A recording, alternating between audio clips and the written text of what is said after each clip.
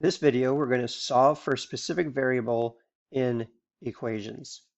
Now, it's very, very important that you know what variable you're supposed to solve for, because you're going to be seeing more than one variable in the equation, but you're going to be solving for only one of the variables. That means the other variable is going to be in your answer. Now, you're going to solve this pretty much the same way you would with any other equation, which would be step one, identify the variable to solve for. Step two, get the variable by itself through inverse operations. Now with this one, the variable will equal to an expression with other variables. That will be the only difference, is that you're going to have more than one variable in your answer. So I'm going to show you two examples. Example one, x minus c divided by 2 is equal to d, and they want us to solve for c. That means wherever the C is, I have to get everything away from the C. So to do that, if I have any fractions involved, I want to get rid of the denominators first. So to get rid of this 2, the opposite of dividing by 2 is multiplying by 2.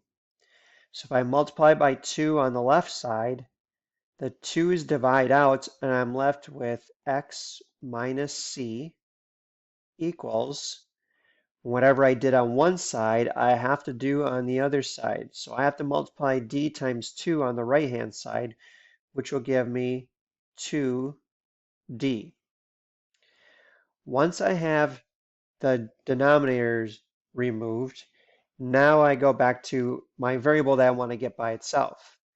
I want to get c by itself. That means I do not want this x here. So right now there's a plus x in front of here.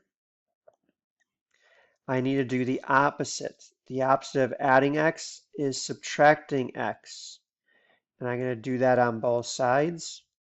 And now I'm left with negative c equals 2d minus x. Now my final step, c is not by itself because I have a negative 1 in front of it. So the opposite of multiplying by a negative 1 is divide by negative 1. That will give me c equals whatever I do on one side, I do on the other. So I got to divide all of this by negative 1. If I'm divided by negative 1, I have 2d divided by negative 1, which means I have a negative 2d. And negative x divided by negative 1 is a positive x. So my answer would be c equals a negative 2d plus x. Example 2. I see I have variables of t, w, and v. I want to solve for t. That means I have to get the t's to one side and get them by itself. So to do that, I'm going to make my t's on the left. So to do that, I'm going to add 13 t to both sides. And that gives me 18t plus 13t, which is 31t plus 11v. Let me erase that to make that better. So 11v equals w. Now I gotta get t by itself. So I'm going to get rid of this plus 11v by subtracting 11v. And now I have 31t equals w minus 11v.